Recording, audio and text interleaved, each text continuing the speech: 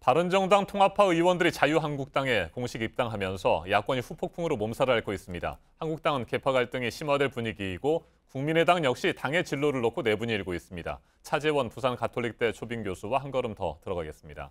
어서 오십시오. 안녕하세요. 네, 교수님 어제 홍준표 대표와 김무성 의원이 다시 손을 맞잡았습니다. 좌파 정권의 폭주를 막아달라는 국민의 요청 때문에 뭉쳤다는 것인데 어떻게 보셨습니까? 이혈령 비혈령이란 말 있죠. 귀에 걸면 귀고리가 되고 네. 코에 걸면 코골이가 된다고 그러는데 국민의 뜻을 너무 자의적으로 해석하는 것이 아닌가 하는 생각이 듭니다. 사실 뭐 이 국민의 요청이라고 하지만 사실 그 바른정당을 탈당해서 복당하는 데서 국민들 그 지금 여론조사를 본다고 하면 60%가 넘는 국민들이 반대하는 입장을 갖고 있습니다. 그리고 지금 또 문재인 정부의 또 좌파 독주라고 이야기를 하고 있지만 과연 국민들이 그렇게 생각하고 있나요? 문재인 정부에 대한 국정 지지율이 지금 70%가 넘고 있는 거고 정당 지지율만 따지고 본다고 하더라도 더불어민주당이 거의 50%에 육박하는 지지율을 갖고 있습니다. 그렇다고 한다면 자유한국당과 바른정당의 지지율을 합쳐도 지금 민주당의 그 지지율의 절반도 안 되는 상황이거든요. 그런 식으로 본다고 한다면 과연 그 좌파의 독주라는 부분 자체가 너무 이념적 딱지를 붙이기 위한 정치적 공세가 아닌가 하는 생각이 드는 것이고요. 네.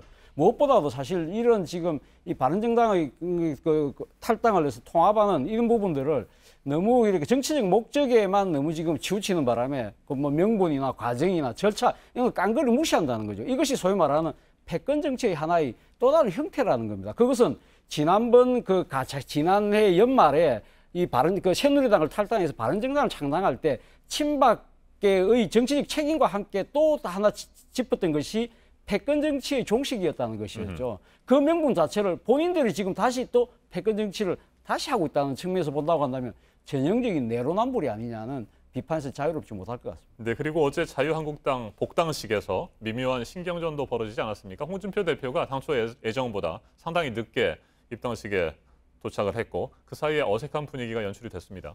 뭐 언론에서는 일종의 뭐 군기잡기 아니냐 뭐 그런 시각도 있던데 저도 뭐 비슷하게 봅니다. 사실 지금 그 바른정당에서 탈당해서 복당하는 의원들이 지금 거대한 그 보수 통합을 위한 거대한 명분을 내세우고 있지만 사실 따지고 보면 친박 청산을 위한 자유한국당이 주류의 몸집 키우기라는 이 전략이거든요. 그렇다고 한다면 사실 그렇게 본다고 한다면 지금 홍준표 입장에서는 어차피 이 지금 친박 청산이라는 목적이 하나 달성되고 나면 어떤 식으로든 또 다른 친홍계와 또 친김무성계의 또 다른 권력 암투가 생길 수밖에 없다. 일종의 또 다른 형태의 토사구팽이 일어날 수밖에 없다는 것이죠. 거기에 대한 미리 지금 자신의 포석을 깔고 있는 것이다. 당의 주인은 나고 나의 대표는 내다. 아하. 함부로 설치지 마라는 그런 강력한 이 경고의 메시지를 미리 던진 것이 아닌가 하는 생각이 듭니다. 그런 속뜻이 분명히 있었을 것이다. 예. 이렇게 말씀을 해주셨고요. 자, 친박계가 강하게 반발을 하고 있죠. 복당 절차의 문제점을 따지기 위한 의원총회를 열자 이렇게 요구하기도 하는데 이에 대해서 홍 대표는 별다른 반응을 보이지 않고 있어요. 사실 어떻게 보면 친박계 입장에서는 이렇게 정치적 반발할 수밖에 없는 건 하나의 일종의 본능의 발산이라고 저는 봅니다. 사실 어제 친박계가 이렇게 의원총회 소집을 강력하게 요구하고 놓은 것도 어제 저녁 무렵이었거든요. 네. 사실 당내에서는 왜 친박계가 조용할까 이런 의구심이 있는 차에 좀 마지못해 떠밀리듯이 놓았다는 것이죠. 그렇다고 한다면 뭐 그런 측면도 있지만 당장은 자신들이 봤을 때는 이렇게 가만히 있을 경우에는 앉아서 정치적으로 완전히 고사당할 수 있다는 위기감을 느낀 것이 아닌가.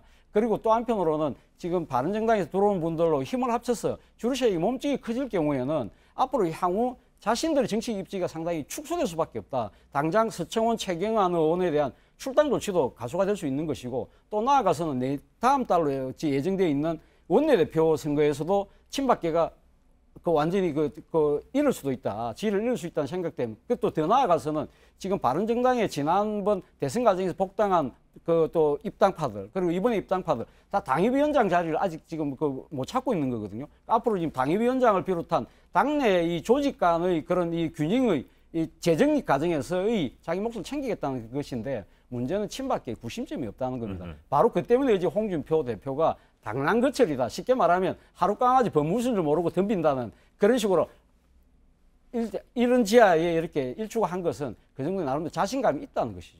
네, 홍준표 대표가 친 이명박계 대표 인사로 불리는 늘푸른 한국당 이재호 대표도 만나서 뭐 통합을 논의하고 그랬다고 합니다. 새 분리기에 한층 더 나서고 있다 이렇게 볼 수 있을까요?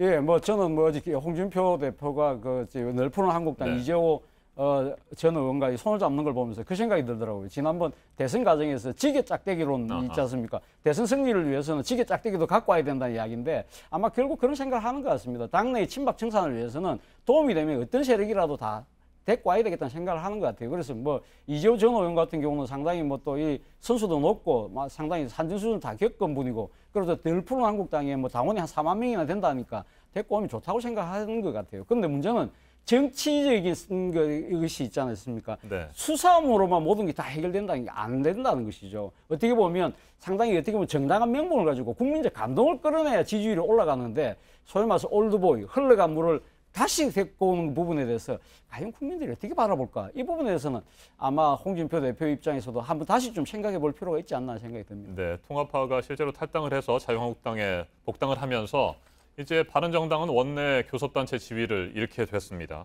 그래서 이제 남은 잔류파들이 중도 보수 통합이라는 카드를 꺼내 들었는데 이건 어느 정도 효과가 있을 것으로 보시는지요? 일단 뭐 유승민 의원의 변신 자체가 상당히 저는 좀 주목이 되더라고요. 좀 네. 사실 유승민 의원은 까칠하다. 뭐 그리고 무엇보다도 본인이 자강론에 상당히 집착을 하고 있지 않습니까? 근데 어제 기자들과 만나서는 자신도 계속적으로 일관되게 중도 보수 개혁에 대해서 한다 이야기했다.